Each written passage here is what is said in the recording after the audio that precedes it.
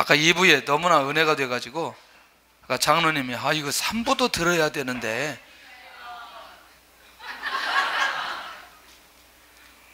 3부. 그래서 그럼 우리가 나중에 철야 때 한번 오시면 좋겠다.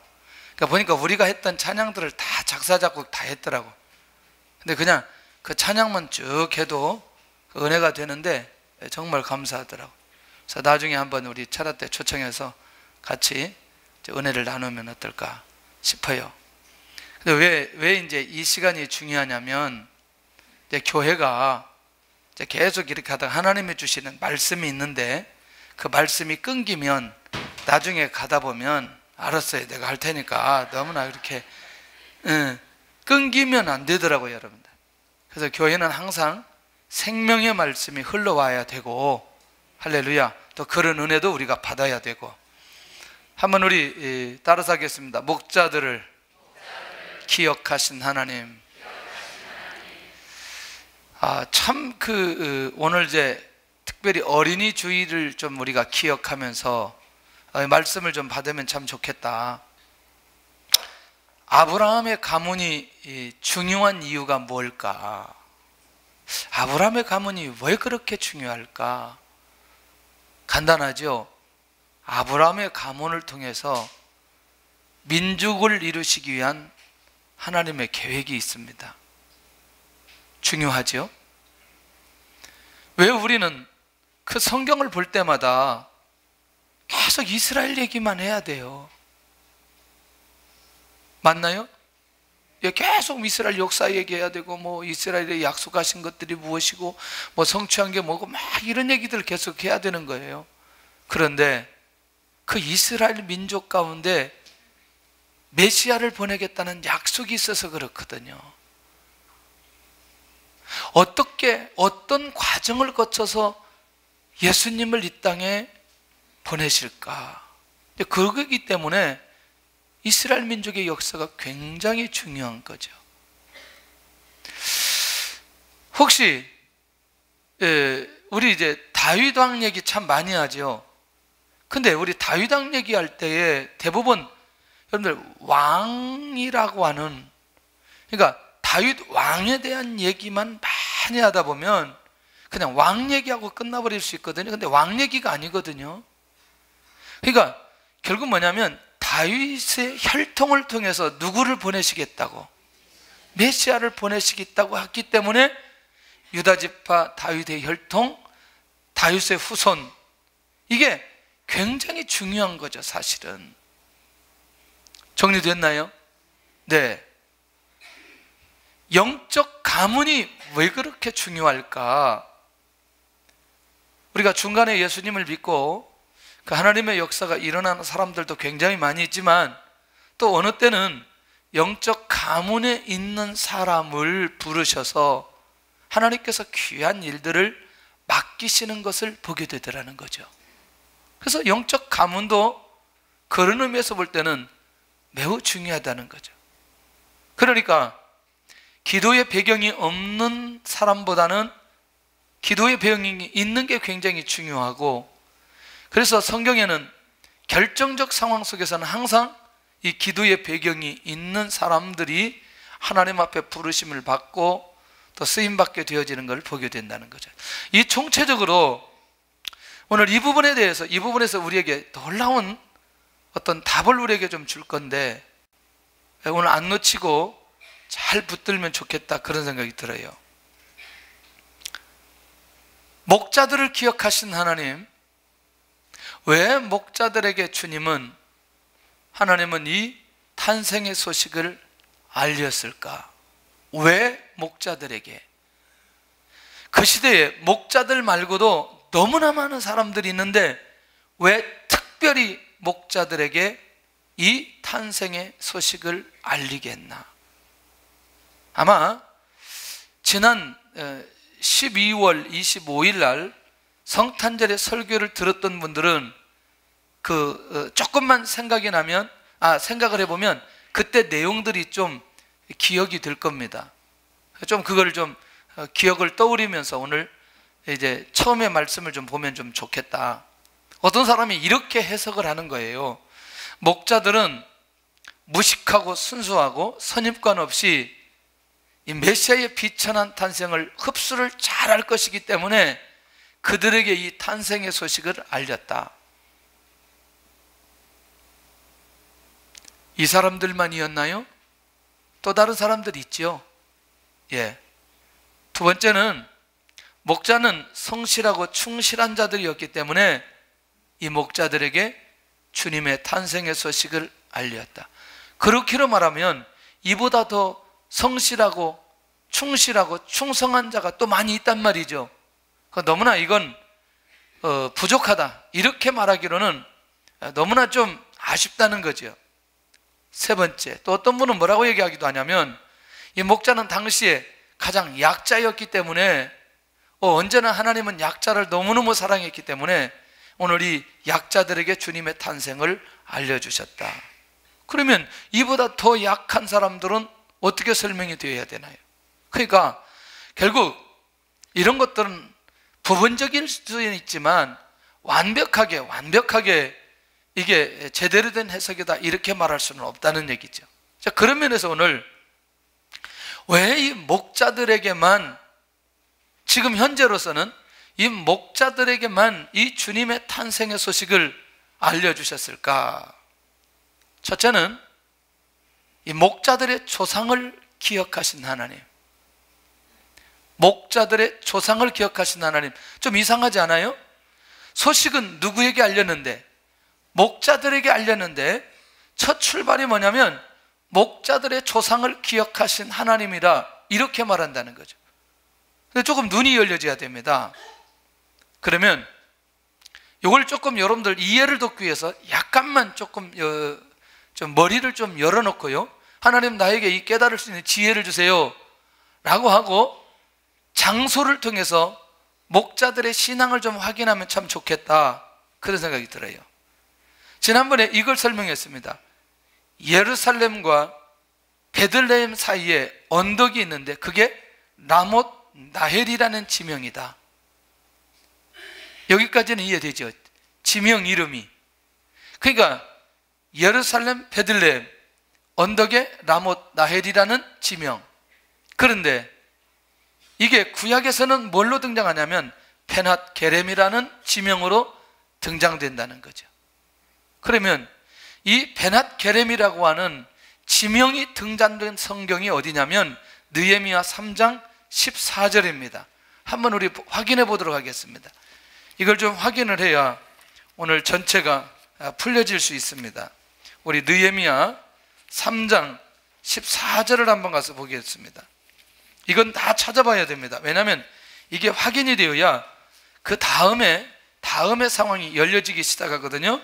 3장 14절 730쪽입니다. 구약성경 730쪽 시작. 본문은 베낫게렘 지방을 다스리는 네갑의 아들 말기야가 중수하여 문을 세우며 문짝을 달고 자물쇠와 빗장을 갖추었고, 여기 주목해야 될 단어가 있습니다. 네갑이 나옵니다. 그리고 지명 이름이 베낫게렘이 나옵니다. 그러니까 지금 현재 목자들이 있는 곳으로 본다면 어느 지명이다? 라못 나헬이라는 지명이 베낫게렘이라고 하는 지명으로 같은 이름이라는 거죠. 같은 지역이라는 거죠. 정리됐나요? 자, 그것만 우선 이해하고 거기에 등장되는 사람이 누가 등장되어져요? 네갑이 등장됩니다. 근데 이것은 뭐냐? 포도원의 집이라는 뜻입니다. 그런데 나헬 라못, 즉 이 베낫게렘은 목동인 네갑 족속과 깊은 관련이 있다는 겁니다. 깊은 관련이 있어요. 그러면 네갑 족속이 머문 곳은 베낫게렘인데 그 베낫게렘에는 누가 그곳에 있다? 목동들이 있다는 거죠. 그런데 목동들은 누구의 족속이다? 네갑의 족속이다. 그러면 왜 이들이 이렇게 중요한지 살펴보면요, 자, 요거는 이제 제가 정리해서 알려드릴게요. 열왕기하 10장 23절에서 29절까지 이 네갑 족속과 이스라엘 왕 예후가 종교 개혁을 단행하기 시작합니다. 여호나답, 그 다음에 요나답, 같은 이름이에요. 자, 뭐 이름이 틀렸다 이렇게 하지 말고 이렇게 해서 이제 종교 개혁을 단행하기 시작했는데, 나중에 보니까 누가 변절하게 되냐면 예후라는 왕이 변절하기 시작하고, 너무너무 놀라웠게도 이 예후가 이전의 왕들이 했던 대로, 여로보암이 했던 대로 뭐 하기 시작하느냐? 우상 숭배하고 금송아지를 섬기기 시작하는 거예요. 함께 민족이 하나님 앞에 돌아오기로 작정을 하고 개혁을 했는데 얼마 가지 않아서 다시 본래의 모습으로 되돌아가 버렸어요. 굉장히 충격적인 거죠. 한번 가보죠. 뒤쪽에 확인만 하면 돼. 열왕기하 10장 29절 한번 봐야 돼요. 자, 앞쪽으로 한번 가보면 열왕기하 10장, 자 29절 한번 볼까요?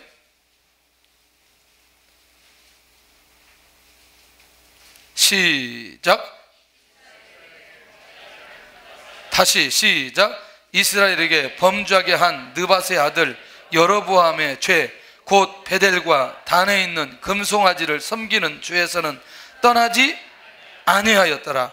28절을 제가 보니까 예후가 이와 같이 이스라엘 중에서 바알은 멸하였으나 여로보암의 죄, 곧 베델과 단에 있는 금송아지를 섬기는 죄에서는 떠나지 아니하였더라. 다시 혼합 종교를 만들어 버렸던 왕이 예후라는 왕입니다. 자, 이런 상황 속에 함께 개혁을 하고 함께 하나님 앞에 온전히 돌아오도록 역할했던 이 왕이 이렇게 되어지니까 결국 내갑 족속이 어떤 마음의 상태로 가겠냐는 거죠. 그런데 그렇게 하고 별다른 내용들이 없어요. 그러다가 요건 이제 조금 더 다음에 봐야 돼요. 이거는 에레미야 35장에 가서 보니까 여기에 어떤 사건들이 벌어지냐면 내갑 족속이 갑자기 등장되기 시작하면서 에레미야를 통해서 이 내갑 족속의 신앙을 점검하는 상황들이 벌어지는 거예요. 자, 이거는 1절부터 9절까지 봐야 됩니다. 왜냐하면 이 내용이 너무너무 중요하기 때문에. 그래야 오늘 본문이 풀어진다는 거죠. 에레미야 35장 다 찾아야 돼요. 이거는 한 사람도 빠짐없이 에레미야 35장을 펴시기를 바랍니다. 화면에 안 띄우는 건 직접 찾아서 같이 보게 해야 됩니다. 에레미야 35장은 1109쪽입니다 1절부터 9절까지 10절까지 같이 또박또박 같이 해야 됩니다. 교독하는 게 아니고 같이 읽는 거예요. 시작. 유다의 요시야의 왕의 아들 여호와의 김때에 여호와께로부터 말씀이 에레미야에게 임하여 이르시되, 너는 내갑 사람들의 집에 가서 그들에게 말하고 그들을 여호와의 집 한 방으로 데려다가 포도주를 마시게 하라 하시니라. 이에 내가 하바시냐의 손자요 에레미야의 아들인 야하시냐와 그의 형제와 그의 모든 아들과 모든 내갑 사람들을 데리고 여호와의 집에 이르러 익다랴의 아들 하나님의 사람 하나님의 아들들의 방에 들였는데, 그 방은 고관들의 방 곁이요 문을 지키는 살룸의 아들 마하세야의 방 위더라. 내가 내갑 사람들의 후손들 앞에 포도주가 가득한 종지와 술잔을 놓고 마시라 권하매, 그들이 이르되 우리는 포도주를 마시지 아니하겠노라. 내갑의 아들 우리 선조 요나답이 우리에게 명령하여 이르기를, 너희와 너희 자손은 영원히 포도주를 마시지 말며 너희가 집도 짓지 말며 파종도 하지 말며 포도원을 소유하지도 말고 너희는 평생 동안 장막에 살아라. 그리하면 너희가 머물러 사는 땅에서 너희의 생명이 길리라 하였으므로, 우리가 내갑의 아들 우리 선조 요나답이 우리에게 명령한 모든 말을 순종하여 우리와 우리 아내와 자녀가 평생 동안 포도주를 마시지 아니하며 살 집도 짓지 아니하며 포도원이나 밭이나 종자도 가지지 아니하고 장막에 살면서 우리 선조 요나담이 우리에게 명령한 대로 다 지켜 행하였노라. 아멘. 그럼 이제 본문의 내용과 정황이 어떤 내용인지 지금 이해할 수 있겠죠. 네, 그들을 시험할 때에 이 내갑 족속이 흔들리지 않고 서 있었던 내용이 에레미야 35장에 있는 내용이라는 거죠. 다시 말하면 내갑 족속들에게 영적인 도전이 오기 시작합니다. 그거는 뭐냐? 포도주를 권하며 마시도록 하고 우상 숭배할 수 있는 상황을 만들어 놓고 이 내갑 족속 후예들에게 도전하고 있는 것을 보게 된다는 거죠. 그런데 오늘 이 에레미야 35장에 등장된 이 내갑 족속이 가지고 있는 신앙의 자세는 우리는 선조 요나담이 우리에게 가르쳐준 말들을 지켜야 되기 때문에 절대로 그렇게 할 수 없다라고 말하는 사람들이 누구였느냐? 내갑 족속이었다는 거죠. 그러니까 이 내갑 족속을 가만히 살펴보니까 선조 요나답이 했던 그 말을 하나님의 음성으로 붙들고 그것을 생명처럼 붙들고 지금까지 내려왔던 사람들이 내갑 족속이라는 거예요. 집도 짓지 말고 파종하지도 말고 포도원도 재배치 말라. 이야, 그러면 뭐 어떻게 살으란 말이에요? 에? 너희의 평생에 어디에 거하라? 장막에 거하라. 여러분들, 장막에 거하는 사람들은 어떤 사람들일까요? 무슨 업을 해야 돼요? 목축업을 해야 돼요. 양을 기르는 일을 해야 돼요. 그러니까 당연히 그들은 뭐 해야 돼요? 이제 목축업을 해야 되니까 목동, 목자의 삶을 살아야 된단 말이죠. 그럼 이제 연결이 되는 부분들이 있는 것을 보게 된다는 거죠. 이렇게 하는 것이 우리 족속이 하나님으로부터 복받는 길이 그 안에 있다는 사실을 오늘 요나답이 후손들에게 가르쳤던 것을 보게 됩니다. 그리하면 너희들이 우고하는 땅에서 너희의 생명이 길리라. 너희의 생명이 길리라. 그러면 이 말이 성취되는지 안 됐는지 확인해 보면 알잖아요. 정말 그 요나담이 순수한 신앙의 혈통을 가지고 후손들에게 말씀하고 그대로 순종했던 그 내용이 정말 그 후손들에게 그대로 이루어졌는지 안 이루어졌는지. 그래서 이 후손들은 선조, 내갑 족속의 선조가 말했던 그 명령에 의해서 살기로 작정하고 결국 그들은 어디에 거하기 시작하느냐? 장막에 거처하면서 요나답이 명령한 대로 다 준행하기로 작정하였다고 그때 그들에게 고백합니다. 자, 그러면 이들이 지금 어떤 배경 속에 지금 양을 치고 있고 어떤 배경 속에 이들이 장막에 사는지에 대한 이유를 우리가 분명하게 알게 되어지는데, 이때부터 이들은 미천한 목동 생활에 들어갔던 것을 보게 된다는 거죠. 어떠세요? 이 내갑 족속의 후예들, 최소한도 오늘 목자들은 하나님의 말씀을 지키기 위해서 자기들이 가지고 있었던 모든 것들을 포기한 내갑 족속들, 그리고 그 후예들 맞나요? 예. 결국 이 에레미야 35장은 우리에게 굉장히 놀라운 비밀을 보여주는데, 여기에 놀라운 비밀이 하나 있어요. 자, 이 나라가 멸망할 때에 어떤 일이 벌어지는지 열왕기하 24장 14절을 같이 읽는데 또박또박 읽어야 돼요. 시작.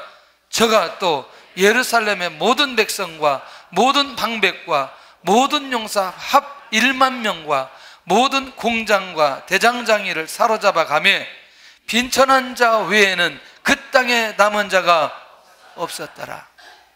그러니까 다 포로로 잡혔는데 누구만 포로로 잡히지 않았다? 비천한 자만. 그러니까 여기서 비천한 자는 누구를 말하려고 하는 거예요? 할렐루야, 내갑 족속이에요. 그럼 이 정리가 되셨죠? 아까 너희가 사는 땅에서 무엇이 길리라? 생명이 길리라. 물론 갔다가 다시 포로 귀환해서 이들이 살아간 건 사실이지만 그 땅을 떠나지 않고 그 땅에서 그들의 생명이 길게 살았던 사람들은 내갑 족속의 후예들이었다는 거예요. 결국 그 다음에 이어지는 게 뭐냐면, 오늘 이 내갑 족속을 보면서 발견했던 게 뭐냐면, 하나님의 말씀에 순종하는 사람들은 하나님의 말씀 따라 자기가 있는 것들을 포기하고 하나님의 말씀을 지키는 사람들은 신분에 상관없이 그들을 지키시고 인도해 가시는 하나님의 은혜를 찾아볼 수 있는 것을 보게 된다는 것이죠. 그러면 이미 1차적으로 나라가 멸망할 때 그들이 포로로 잡혀가지 않고 그 땅에 사는 것만으로도 하나님께서 1차적으로 그들에게 은혜 주셨나요? 은혜 주셨죠.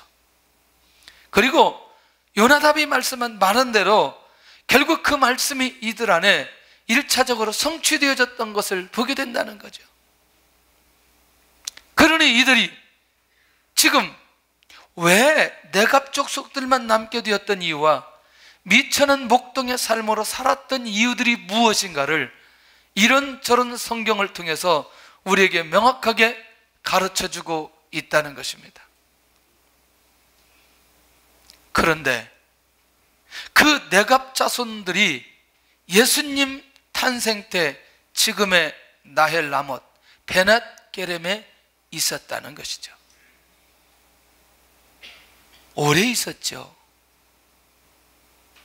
지난 금요일 날 그 권사님이 개인적으로 만났을 때도 그런 얘기 하시더니 여기서도 그런 얘기 하시더라고요. 끝만 보이면 인내하는데 어렵지 않았다는 거예요. 그러니까 끝이 보이지 않으니까 인내하기가 정말 쉽지 않았다는 거예요. 여러분들, 이게 한두 세대가 아니고 특별히 느헤미야 시대부터, 아니 그 앞전에 예후 시대부터 이게 흘러내려왔던 이들의 이 삶이라는 게 끝없이 지금까지 오게 된 것 아니냐는 거죠. 하나님의 말씀을 지키기 위해서 결국 목동으로 살고 있으면서 오직 앞으로 오실 누구만 바라보면서, 예수님만 바라보면서 살았던 이 내갑 족속들의 모습을 발견할 수 있다는 것이죠. 그러니까 저 조상 때부터 지금 그 말씀이 있었기 때문에 지금 그 험한 세월을 감당할 수 있었던 힘이 그들 안에 있었고, 그리고 이미 이 조상들을 기억하신 하나님께서 결국 이 목자들에게 예수 그리스도의 탄생을 제일 먼저 알리게 되어지는 이런 은혜가 그들에게 주어진 것을 보게 되더라는 거예요. 그러면 이 내용을 살펴보니까 아까 말씀드린 대로 순수하고 무식하고 미천하고 천하고 또 성실하고 충성해서 이들에게 알려주셨다는 이 사실이 많이 해석이 맞지 않다는 것을 알 수 있잖아요. 이런 배경을 이해하고 하나님의 인도 받는 것이라면 이 내갑 족속의 후예들이 지금 어떤 모습으로 어떻게 살아왔는지 우리들이 그냥 잠깐 묵상만 해도 정말 대단한 족속들이다 라는 생각을 갖게 되어진다는 거예요. 할렐루야. 오늘 어린이 주일인데요, 많이 묵상이 되더라고요, 이번 어린이 주일은. 그리고 또 이 어린이 주일에 우리가 어떻게 하는 게 좋을까? 어떻게 하는 게 좋을까? 어린이 주일인데 어린이가 필요한 거 선물을 사주고 데리고 가서 그날 하루 밥도 사주고 옷도 사주고, 할렐루야. 할렐루야. 안 하는 것보다는 훨씬 더 낫겠죠. 그리고 그 다음 날부터 본래 모습으로 되돌아가는 거예요. 나는 진짜 우리 어린이들을 사랑하는 사람이라면 부모님이 진짜 하나님 앞에서 믿음의 삶을 온전히 살아가는 것이, 믿음의 토양을 만들어 놓고 믿음의 가문을 만들어내는 것이 그 어린이들을 축복의 길로 가는 통로 아니겠나 생각이 들고, 그리고 정말 내가 우리의 자녀를 그렇게 우리 어린이들을 사랑한다면 그들이 평생 기억할 수 있는 하나님의 말씀 하나를 그들에게 남겨주고 그들이 그 말씀을 붙들고 살아가도록 하는 어린이, 특별히 우리 자녀들에 대한 이런 신앙적 교육이 더 중요하지 않나, 그런 생각이 드는 거죠. 아멘을 하신 분들은 절대로 그 자녀들 중에 꼴통이 안 나올 줄로 믿고, 할렐루야, 정말 이 내갑족 속의 후예들처럼 하나님의 놀라운 은혜를 받을 거예요. 아까운 분들 타이밍을 안 놓쳐야 돼요. 타이밍을, 이런데. 그래서 저는 정말 우리가 지금의 시대를 살아가는 우리가 후대들에게 어떤 말씀으로 어떤 기준점을 가지고 어떻게 세워야 되느냐는 건 너무너무 중요하다고 생각해요. 자, 그러면 두 번째는요, 현재 목자들의 신앙을 기억하신 하나님께서 이들에게 예수 그리스도의 탄생을 알리시는 것을 보게 됩니다. 첫째는 지금 현재 여전히 이 목자들이 선조의 신앙을 그대로 받고 그대로 자기의 삶도 살아가고 그것을 밑으로 내려보내려고 하는 이 삶을 살아가는 이 목자들의 모습을 기억하셨다는 거예요. 다시 설명하면 신앙을 지키기 위해서 목동의 자리에 있는 이들의 모습이라는 거예요.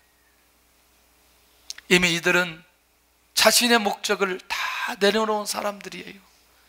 오직 선조들이 가르친 대로 그 말씀에 순종하기 위해서 그냥 목동의 자리, 그것도 아주 비천한 자리, 세상에 포로로 잡아갈 때에 쓸만한 가치가 없기 때문에 그냥 내버려 두었던 그 자리, 그 자리에 이 목동들이 지금 서 있는 것을 보게 됩니다. 두 번째는 다른 데로 가면 그들이 가지고 있는 마음이 변질될까 봐 세속적이지 않기 위해서 구별되게 살고 있는 이 목동들의 모습을 기억하셨다는 거죠. 비천한 자리에는, 미천한 자리에는 세속적인 사람들이 쉽게 오지는 않습니다. 할렐루야? 네, 쉽게 오지 않아요. 그런 의미에서 볼 때에 이게 얼마나 놀라운 비밀인지, 자기에 있는 모든 것들을 내려놓고 오직 하나님의 말씀 때문에 그 자리에 서 있는 이들의 모습을 하나님이 기억하셨다. 그 말은 뭐냐면, 세 번째, 외부의 환경에 절대로 넘어지지 않고 믿음 하나만을 지키고 있는 이 목자들의 모습을 기억하셨다는 이 사실. 그래서 저는 체면, 명예, 부, 성공을 이미 초월한 목동들이라. 외부의 환경에 넘어지지 않고. 정말 이런 거 보면 이 목자들이 일반적이지 않다는 사실을 발견할 수 있어요. 큰 두 번째는 현재도 여전히 누구를 기다리고 있느냐? 메시아를 기다리고 있어요. 사모함이 있어요. 그러니까 지금 그들의 삶은 누구를 기다리기 위해서? 메시아를 기다리기 위해서라는 거예요. 자신들이 이 자리에 있는 가장 큰 이유는 바로 메시아를 소망하며 기다리고 인내하는 이들의 모습을 발견할 수 있다는 거죠. 그리고 그들이 자신의 신분을 초월할 수 있는 이유도 역시 이 땅에 메시아만 온다면 우리가 가지고 있는 처해 있는 이 신분은 그렇게 중요하지 않다는 것이죠. 조금 더 보면 미천한 목동이 가장 중요한 이유를 알고 있는 후손들은 뭐냐면, 하나님께서 이미 선조들을 통해서 그들을 선택해놓고 이런 말씀을 주시고 지금 여기까지 온 건 하나님의 절대 주권 안에 있다는 사실을 믿고 지금까지 달려왔다는. 좀 더 설명을 드리면, 앞서서 내갑족 속의 대표적인 인물 요나답의 영성을 그대로 인정하고 그대로 따라왔던 모습이 지금 현재 그들이 서 있는 모습이었던 것을 보게 되더라는 거예요. 그런 이들은 후회함이 없이 자기 자리를 지키고 있는 목동의 모습을 발견할 수 있습니다. 외적으로 드러난 겉으로 보기에는 이들이 목동이지만 그러나 그들의 중심은, 그들의 가지고 있는 신앙은 누구하고도 비교할 수 없는, 하나님께서 인정할 수밖에 없는 그 중심이 그들 안에 있었던 것을 보게 되더라는 거예요. 할렐루야. 하나님이 왜 이 목자들을 기억하시고 이런 엄청난 은혜를 그들에게 주셨는지, 세 번째는 목자들을 기억하신 그러면 구체적인 내용이 무엇일까? 첫째는, 그럼 기억하신 하나님께서 그럼 어떻게 이들에게 은혜를 베풀어 주셨나? 천사를 보내어 주셨어요. 누구를 보내주셨어요? 자, 지금부터 깨어 있어야 됩니다. 뭐가 깨어 있어야 되냐면, 성경에 보면 혹시 신비적인 사건들을 많이 경험하나요? 예, 대표적인 인물이 누구예요? 다니엘이죠. 대표적인 인물이 누구예요? 에레미야나요? 또 대표적인 인물이 누구예요? 에스겔이나요? 맞잖아요. 네. 그 다음 요한 아니나요? 그런데 너무너무 놀라운 건, 근데 그 신비적인 게 아닐 수밖에 없는 게, 이미 지나온 역사 가운데 그 신비적인 것들이 현실적으로 이루어졌나요? 이루어지지 않았나요? 다 이루어졌어요. 그러니까 이건 신비적인 게 아니란 말이죠. 그러니까 여러분들, 지금 목자들에게 천사를 방문했어요. 이전에 우리가 가브리엘 천사가 사가랴도 찾아왔고 마리아도 찾아왔고, 그리고 그들에게 말했던 그 내용이 현실적으로 이루어졌어요? 이루어지지 않았어요? 이루어졌습니다. 꼭 기억하시길 바랍니다. 여러분들, 우리가 신비적 은사는 체험할 수 있어요. 그러나 진짜 중요한 건, 하나님의 역사는 그 신비적인 게 신비적으로 끝나지 않고 거기서 만족하지 않고 반드시 눈에 보이는 역사로 이끌어 가셨던 것을 보게 되더라는 거죠. 깨어있는 자들에게. 그러니까 이거는 일반적으로 접근해서는 안 된다는 거죠. 혹시 우리가 그런 것만 만족하고 그런 것 때문에 계속해서 이렇게 빠져 있거나 고민해서도 안 된다는 얘기예요. 제가 사역하는 기간 동안에 한 1년 정도의 기간을 모 교회에서 사역을 하게 됐는데, 이분들은 만나면 어젯밤에 꿈꾼 얘기만 하는 거예요. 아무리 기도하고 저는 꿈꾸게 해달라고 꿈이 꾼 적이 꾸어지지가 않아요. 근데 이분들은 어떻게 그렇게 꿈을 잘 꾸는지 아침에 일어나면 꿈 얘기만 하는 거예요. 제가 신경질 나가지고 삼각산에 올라가서 기도했어요. 하나님, 나에게도 능력을 주시옵소서. 아무런 게 안 나타나더라고요. 여러분들, 신앙이라는 게 무엇인지를 분명하게 알아야 된다는 거죠. 왜 하나님께서 신비적으로 천사들이 나타나서 천사들을 통해서 하신 말씀의 의미는 무엇이고, 그리고 그 내용은 무엇이고, 그 내용이 어떻게 왜 이루어져야 되는지는 반드시 그 안에 구속사의 관점에서 이것을 점검해 보지 않으면 우리도 모르게 잘못된 길로 갈 수밖에 없다는 거예요. 할렐루야. 그런데 너무너무 놀라웠게도 천사들이 누구를 방문하느냐? 목자들을 방문해요. 밤에 밖에서 자기 양떼를 지킬 때, 밤에 밖에서 자기 양떼를 지킬 때, 어느 때에? 밤에. 무엇 할 때에? 양떼를 지킬 때. 자기들의 사명을 잊지 않고 충성하고 있을 그때에. 할렐루야. 밤에 들어와서 잠을 자야 되지요. 두 번째, 천사를 방문하게 하는데 주의 영광이 그들을 두루 비추면서, 근데 이게요, 빛으로, 이 찬란한 빛의 모습으로 이제 드러나게 되어지는데요. 이걸 좀 혹시 여러분들 그런 이런 단어는 들어봤나요? 이게 세키나의 영광이다라고 하는 그런 것들은, 세키나라는 단어는 많이 들어봤죠. 이게 그런 모습으로 하나님의 영광이 그들에게 그대로 나타나게 해주시는 거죠. 너무너무 놀랍지 않아요? 어느 날 갑자기 불이 다 꺼졌는데 모든 조명이 나에게만 집중할 때, 이야, 할렐루야. 여기 세 번째 보니까 목자들이 크게 무서워할 정도의 상황입니다. 한 번도 경험하지 못했던 하나님의 임재를 이들이 경험하게 되어지는 거예요. 목자를 기억하신 하나님께서 천사를 보내더니, 그리고 그 천사를 통해서 결국에는 이들에게 전할 구체적인 말을 하기 전에 모습으로 이 상황을 이미 누가가 기록하고 있는데, 마태복음은 받는 대상이 누구예요? 유대인들이었습니다. 누가복음은 이 말씀을 받는 대상이 누구예요? 이방인이에요. 그러니까 여러분들, 이 누가복음을 보면 굉장히 쉽고 또 편안하게 말씀을 묵상할 수 있는 내용들이 굉장히 많이 있어요. 그러니까 이방인들도 이 말씀을 보면 빨리 순식간에 하나님의 은혜 속에 들어가고 영적인 깊이 속에 들어갈 수 있는 말씀으로 쭉 끌어가고 있는 걸 보게 된다는 거죠.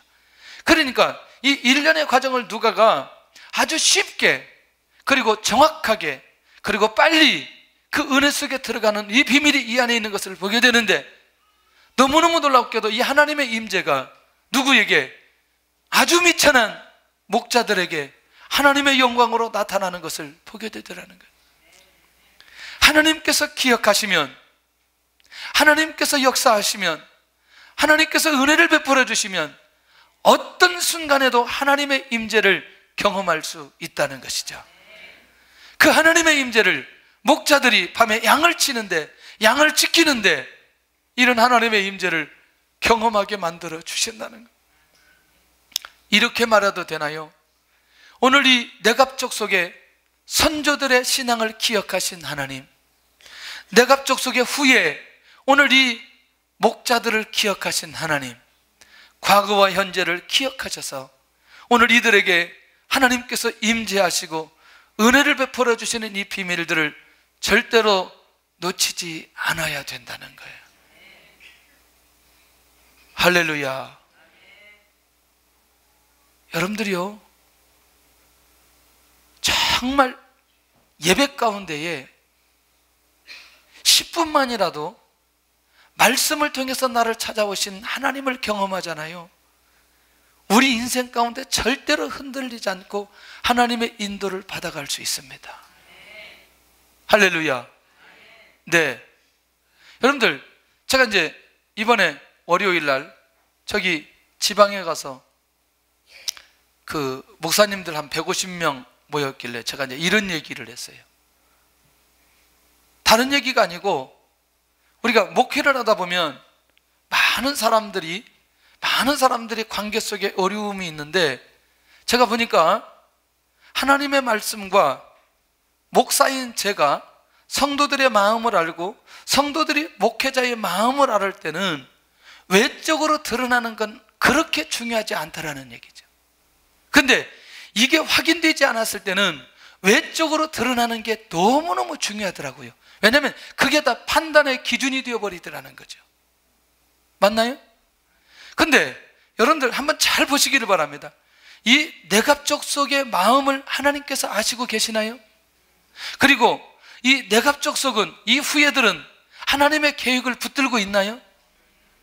시대적으로 수많은 전쟁을 치루어도 그들이 흔들림이 있나요, 없나요? 나라가 멸망하고 포로로 잡혀가도 지금껏 그들 안에 가지고 있는 하나님께 대한 이 믿음이 흔들리지 않는 거예요. 맞아요, 안 맞아요? 이게 너무너무 중요한 거예요. 그러니까 여러분들, 신앙생활하는 데 있어서 이 중심들이, 우리 안에 있는 이 중심들도 내가 하나님을 신뢰하면 하나님께서 겉으로 나타내는 환경적 것들은 그렇게 중요하지 않더라는 거죠. 그리고 그 하나님에 대해서 내가 철저하게 믿음을 가지고 신뢰하니까 하나님께서 역사하는 그때까지 기다리게 되는 힘이 우리 안에 있게 되어지는 걸 보게 되더라는 거예요. 할렐루야. 간혹가다 저 때문에 실족하는 사람도 빨리 제 안에 가슴을 좀 보시기를 바랍니다. 할렐루야. 뭐 이렇게 말하는 것도 약간 좀 거시기 하지만, 자, 두 번째는 큰 기쁨의 좋은 소식을 전하게 합니다. 내용을 전하는데 내용이 뭐냐가 중요한 거잖아요. 하나님의 임재를 경험하고 끝나는 게 아니고 어떠한 내용을 이들에게 전달하는지, 이게 오늘 핵심 아니겠냐는 거죠. 큰 기쁨의 좋은 소식을 가지고 온 그분, 누구? 예수 그리스도. 그러니까 이제 좋은 소식을 전달해야 되는데, 아니 예수님이 탄생한 것 자체도 좋은 소식. 할렐루야. 그 예수님의 탄생의 의미도 좋은 소식. 맞나요? 모든 백성에게 열려진 이 기쁜 소식에 대한 내용을 누가 가지고 오느냐? 천사가 가지고 오는 거예요. 하나님께서 기억하시면 시대를 초월해서 반드시 기쁜 소식을 가져다 주는 것을 보게 됩니다. 아멘이 별로 안 나오는데 일주일 동안 굉장히 힘들게 사시다가 오늘 이 얘기 들으려면 좀 어려운데, 오늘 그럼에도 불구하고 하나님께서 우리에게 기쁜 소식을 주시기를 원하십니다. 할렐루야. 믿으시기를 바랍니다. 그 말은 뭐냐? 다윗의 동네에 예수님이 출생했다는 사실입니다. 지난주 기억하셨죠? 다윗의 동네, 그것이 어디? 베들레헴. 다윗의 동네, 구주의 출생을 알리는데 계속 이 다윗의 동네, 이 하나님께서 약속하신 이 베들레헴이라는 곳이 얼마나 중요한지. 그러니까 이것은 뭐냐면 하나님께서 약속하신 동네에 약속하신 메시아를 보냈다는 사실을 천사들이 목자들에게 알려주고 있는 걸 보게 되더라고요. 이번 한 주 동안 저는 우리가 이 하나님의 임재를 기억하면서 목자들을 기억하신 하나님께서 이런 엄청난 소식을 전해준, 오늘도 우리에게도 하나님, 이 땅에 내가 정말 기쁜 소식을 들을 수 있는 그런 한 주가 되도록 하나님 역사에 주시옵소서. 그 말은 뭐냐면 구약에 약속된 메시아가 출생했는데 이사야 7장 14절과 창세기 3장 15절 여인의 후손을 통해서, 처녀를 통해서 잉태할 이 메시아의 출생을 정확하게 이 천사가 알려주고 있는 걸 보게 된다. 구체적으로 강보에 쌓여 구유에 누워 있는 아기를 볼 거라는 거죠. 물어볼게요. 어느 시점일까요? 나오기 직전, 나오고 난 후, 나오고 난 후와도 한참 있다가 어느 시점이에요? 거의 탄생과 같이 일치한 시점에 천사들이 가서 이 소식을 누구에게 알린다고요? 목자들에게 알린다는. 얼마나 수백 년 동안, 수천 년 동안 얼마나 사모하면서 기다렸기에 예수님께서 태어났던 그 소식을 가장 먼저 이들에게 알려주겠냐.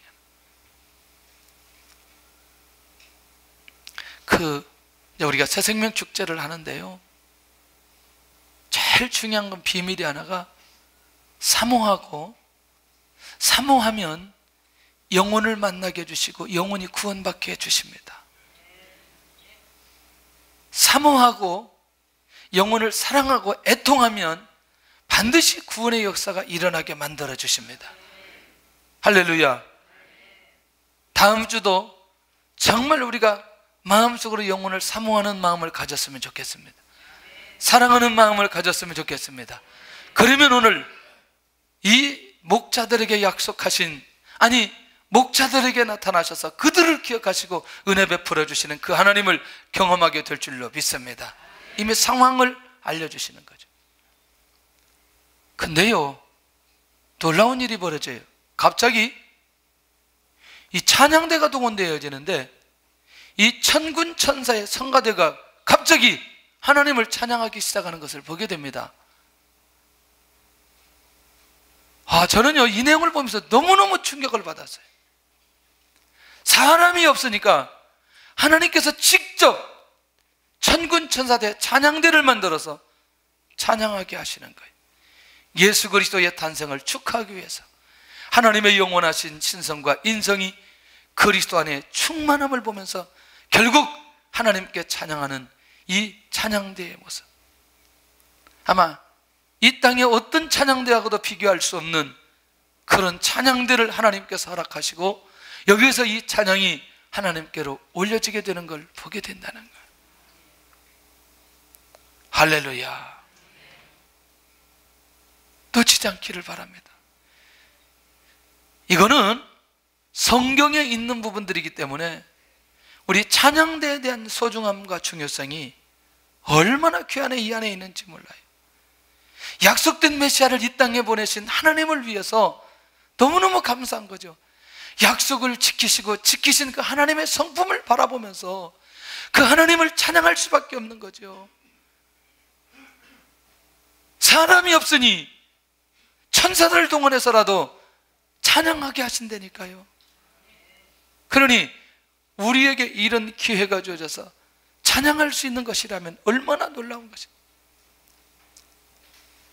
여러분들, 이렇게 예배 시간에 가급적이면 일찍 와서 찬양하시면 너무너무 좋아요. 에?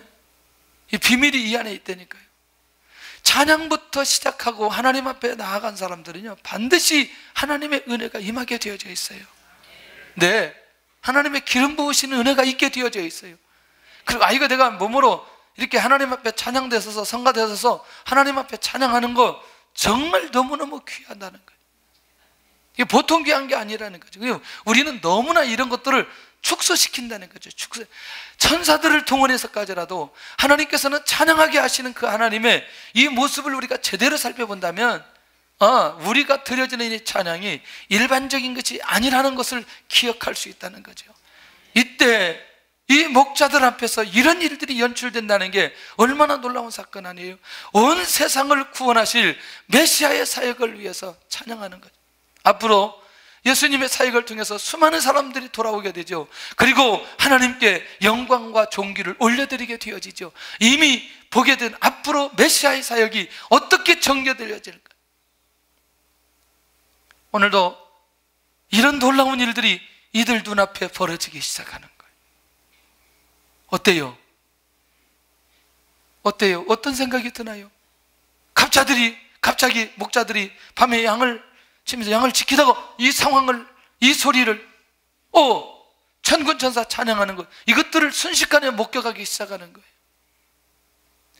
이미 왜 이들에게 이런 은혜를 주셨는지 충분히 설명했고, 그들 눈앞에 벌어지는 이 광경들, 그것은 그들이 지금까지 사모하고 기다렸기 때문에 이런 일들이 벌어지는 것을 보게 되더라는 거예요. 오늘 정말 예배 한 번을 위해서 우리가 어떤 마음으로, 어떤 자세로 하나님 앞에 예배 드려지는지 모르겠어요.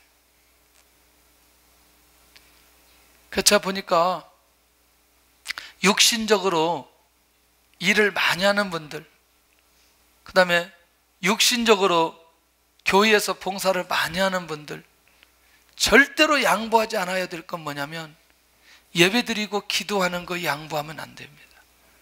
하나님 앞에 찬양 돌리는 거, 영광 돌리는 거 절대로 양보하면 안 됩니다. 왜요? 나중에 나도 모르게 병이 들어있는 거죠. 받아야 될 말씀, 드려야 될 기도, 드려야 될 찬양, 이것들이 내 안에서 약화되어지면서 나도 모르게 하나님과의 관계가 단절되어지면서 하나님께서 주시는 은혜가 깊숙하게 내 안에 들어오지를 못하는 거예요.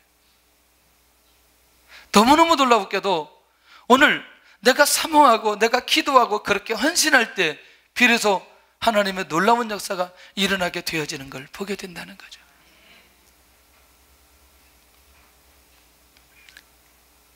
어느 날 갑자기 장로님들 40명이 왔어요. 북경에.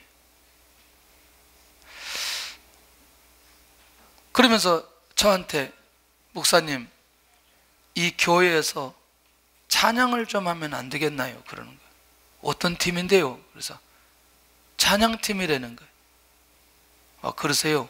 그리고 이제 그때는 이제 저희들이 큰 호텔, 큰 회의실을 썼다가 작은 거 썼다가 뭐 이렇게 3개 썼다가 뭐 이렇게 왔다 갔다 하는 상황인데, 근데 그날은 저희들이 그렇게 큰 회의실이 아니고 중회의실 쓰는데, 뭐 우리 성도들 앉고 뭐 앞에서 40명 쓰면은 좁는데, 그래도 이분들이 이것 때문에 이 중국에 왔다는 거죠. 그래서 그러면 서서 찬양을 드리시죠.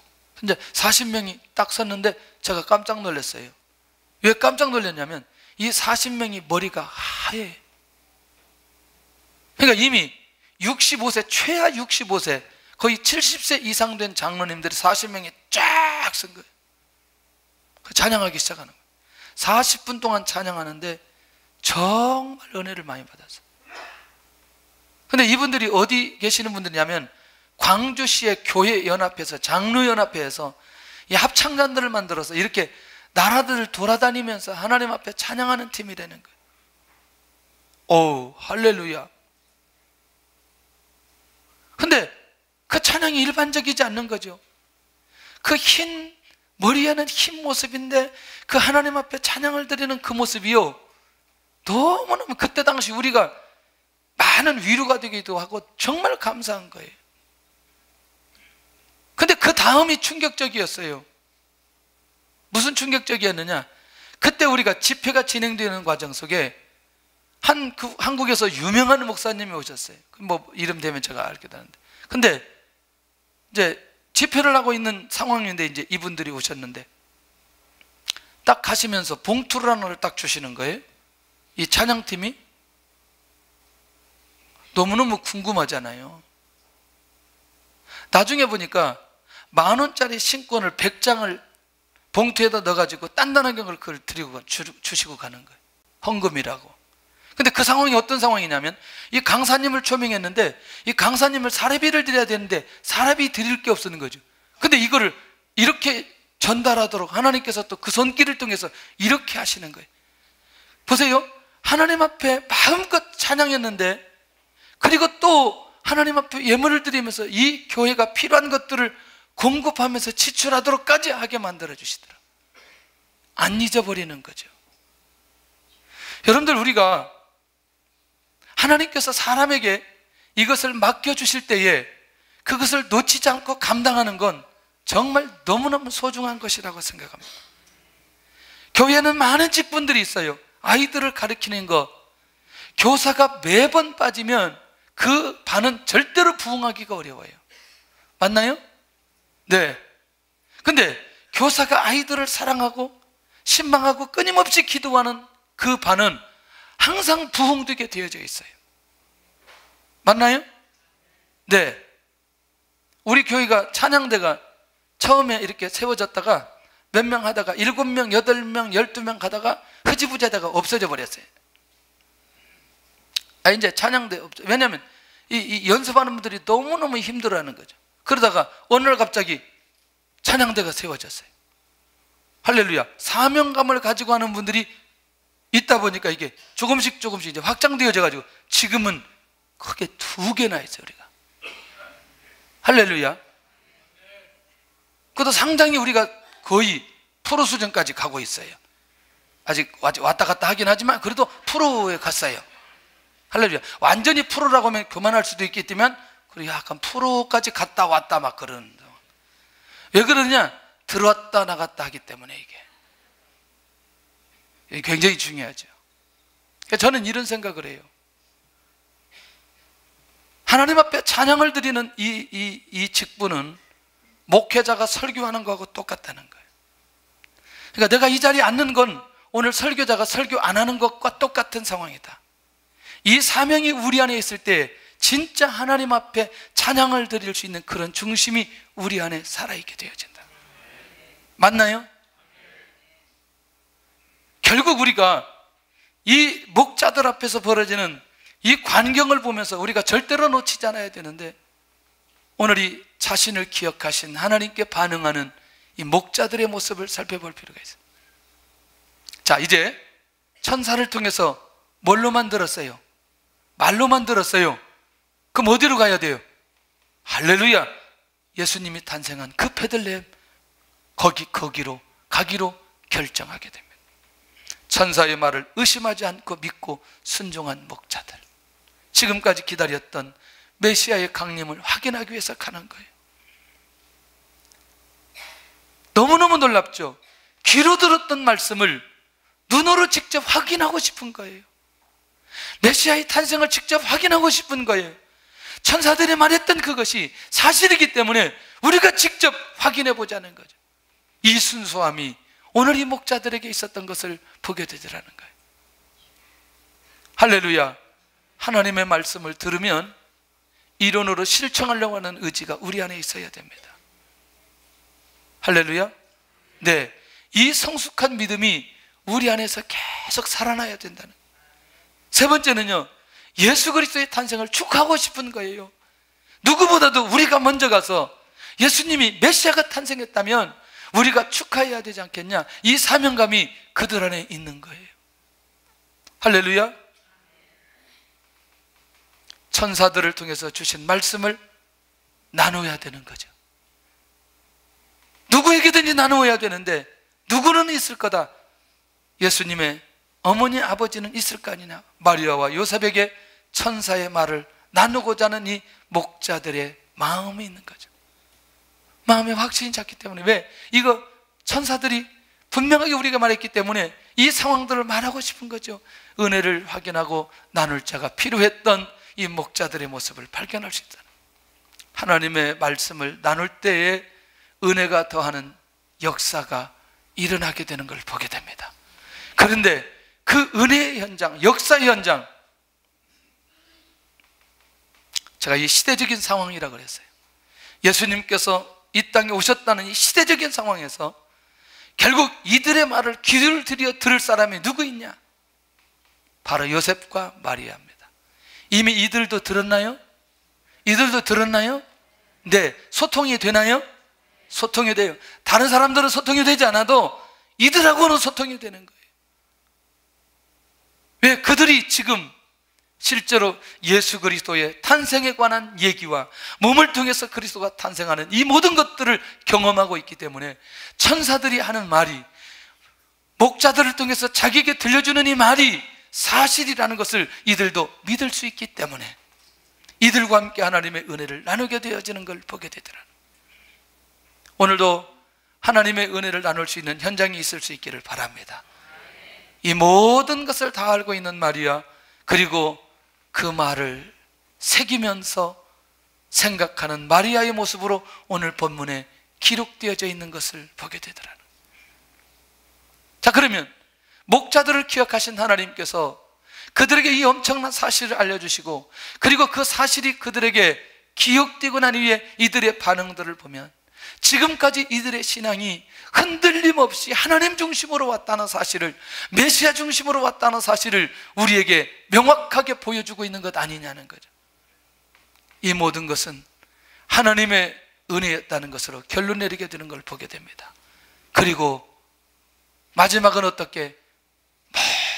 모든 것을 하나님께 영광을 돌리고 찬송하며 돌아가는 것을 보게 됩니다. 자, 이제 이 말이 중요합니다. 은혜의 자리에 머물러 있지 않고 자기 자리로 가게 되는 거지요. 약속과 성공의 목적이 아닌 목자들의 신앙이 무엇인지를 보여주고 있다는 거예요. 자신들의 사명을 잊지 않는 이 목자들의 모습, 자기들에게 맡겨진 양을 잊지 않는 이 목자들의 모습, 정말 귀하죠. 응답의 현장에서도 잊지 않는 것, 하나님께 영광을 돌리고 찬송하는 목자들의 신앙을 살펴볼 수 있다는 것이죠. 오늘도 한 주 동안 하나님께서 이런저런 응답을 우리에게 주셨을 때에 하나님께 영광 돌릴 수 있기를 바랍니다. 하나님께서 기적을 베풀어 주시고 하나님께서 축복해 주셨을 때에 하나님께 영광 돌리는 이 신앙 고백, 할렐루야. 하나님은 지금 나를 기억하고 계신다. 아멘. 하나님은 과거의 신앙도 기억하고 계신다. 아멘. 하나님은 믿음의 가문도 기억하고 계신다. 하나님은 우리의 자녀의 미래도 기억하고 계신다. 오늘도 이 어린이 주일 그렇게 우리가 믿음의 가문 만들어갈 수 있기를 바랍니다.